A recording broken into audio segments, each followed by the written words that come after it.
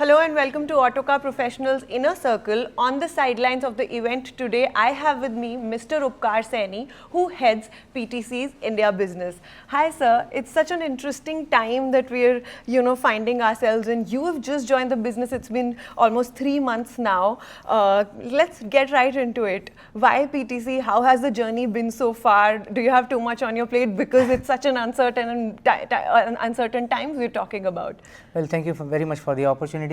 I think these are exciting times. We are really at the inflection point now, where the technology is really taking the next leap forward. And I think with my 23 years now in the industry, coming from the enterprise software side, I think PTC is one company which is, of course, respected globally, but they are the ones who are actually really transforming the way the technology is applied across the industry. So I would say there's a lot of opportunity, there's a lot of potential, and I'm really looking forward to take this opportunity to the next level and work together as a team and grow. What will be like your two key areas of focus when you talk about, we see AI disrupting a lot of businesses, we see SDVs sort of becoming the next buzzword and how it's integrating a lot of ECUs and a lot of transformation from that point of view. So what will be like a key agenda for you going forward for PTC? See, one of the key agendas definitely for us is this market in India offers tremendous growth opportunity for everyone. I mean, we are not the lone players here in the market. And some of these mega trends, we talk about AI, we talk about SDVs, it's getting more and more critical because if you look at the product complexities, the mechatronics, the whole integrated approach, it's getting extremely critical for any product development organization to make sure that all these pieces of the puzzle fit in really well. Yeah.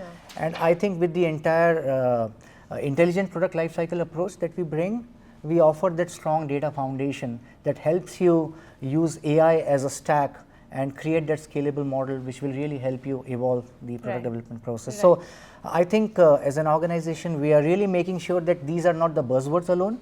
We are actually applying them in practice. As we speak, a lot of our product offerings are getting a lot of AI enabled functionalities, which is really going to make the life easier for a lot of these OEMs, for instance, and other manufacturing companies. Right. So with any new technology, there's an upside and there's a downside. What is the biggest upside and downside from AI and these digital transformations that we're looking at in, say, 5-10 years from now? See, the biggest upside definitely is it really helps you bring the product efficiency and productivity of any organization to the next levels. AI somehow should not be seen as a threat in my personal view. I think it's more of an enabler. Yeah. It really helps you get productive in your day work, right? So, and AI is not only about how much of AI you have been building into your product, it's also about how much of AI you are consuming to build your products and make it more effective, right? So I think the clear upside is this technology is going to really augment the future of the automotive industry and the discrete manufacturing industry. Right. One of the downsides, I would not call it as a downside. I would say one of the things we should be cautious about is not go overboard, because eventually all of these are enablers and tools, right? So we should really make sure that we have this basic smart or human agnostic approach where we are bringing in AI and other technologies to play in a meaningful way. Right. From PTC, from the company perspective, how do you approach this, like we say, you call it a VUCA world or an uncertain future, so to say, multiplicity of powertrains becoming like a reality. So how do you approach this challenge? What is the strategy, like in a nutshell, if you would want to define for PTC to make sure that you diversify in a very uncertain world going forward? I think this complexity for us is not a challenge, but actually it's an opportunity. The reason I say this is as the world gets more complex, as the product development processes are getting more and more convoluted, we really see that companies really now cannot do without tools like product lifecycle management, for instance, or application lifecycle management, for instance, and we have a lot of capabilities around these. How actually it's going to help you is today's world is getting more modular, more personalized, more customized, right? So every single customer today in the marketplace is going after personalization, for instance, right? So our tool stack, our technology stack actually helps you manage these complexities in a meaningful way. through the whole life cycle of right from concept to product design to engineering to manufacturing and beyond into service. Right. Overall ecosystem. Overall ecosystem play. So to me, this is really getting from a good to have scenario to a must have scenario for any discrete manufacturing company, more particularly automotive and in subsegments, to make sure they embrace this technology and make meaningful use out of it. And couple of key things that help is a real shortened product development time, which every company wants, right? Moving from a conventional 60-month cycle to a maybe a 36-month cycle, for instance. Cost reductions, efficiency improvements. So these are nuggets, these are mega trends which we help customers enable through our tech stack. And these are also the biggest growth drivers for you, potential growth drivers for you going forward. Absolutely. I think as I said, the world is now moving towards a more integrated approach. So gone are the days where you can have a product engineering working in silo.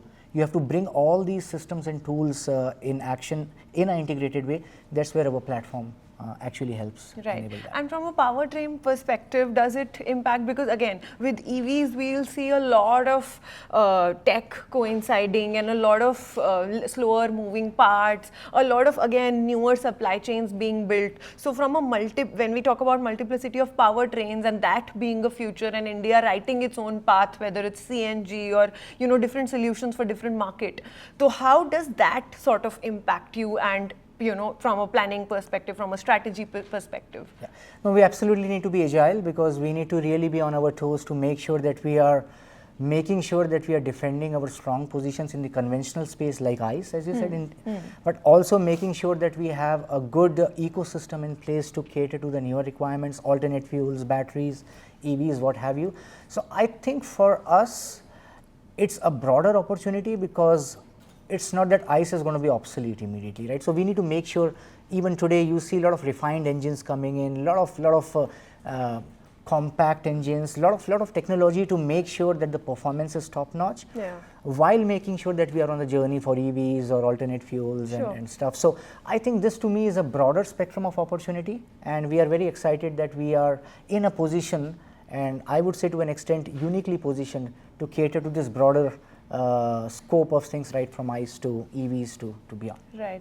One of the focus areas that should have been a big deal for a lot of ancillary makers, a lot of partners for OEMs is investment in R&D, which hasn't happened. A lot of companies still struggle with maybe just 2% or like even lesser than that, owning IPs, owning a lot more software part of it, because that's going to be big. Right. So how do you approach that? Because till the time we don't invest in R&D, or, you know, like a larger portion of the revenue goes towards that side, owning more IPs globally, competing at a global scale becomes very difficult. How do you approach that? Yeah. It's an interesting one because indeed the average R&D spend typically in India have been in the single digits and lower single digits. Having said that, I think as technology suppliers, I think the ownership is also with us on moving the conversation from a more feature functionality and how we can help your organization, you know, kind of create products for the future. It's more about how we can actually talk value, how we talk about how we can help solve the business challenges for you, right? So that conversation really has to elevate at the right level where we actually start solving the real life scenarios. Right. And India, I mean, if you look at the market potential today, which territory offers or region offers the potential that you know India has today. So it's more of a combination of how we elevate the conversation, how we get into the boardrooms with a real value conversation, and how we can help them reach their goals, because it's no longer about differentiators, it's about existence. Right. If this kind of technology is not adopted, you can be really out of the race in no time. There is disruption every alternate week, right? So I think it's critical, and the ownership is as much on the OEMs to spend, as much on us to make sure we show the value and we demonstrate the value Correct. to make them spend. Yeah, leave us with the what is going to be India's position in a globally changing world, because there were talks of China plus one, India being the manufacturing hub, making in India, for the world as well. How are we on that from a PTC perspective as well? How do you see that potential for India on a global map, and do these newer technologies provide us with an opportunity to sort of scale at that level?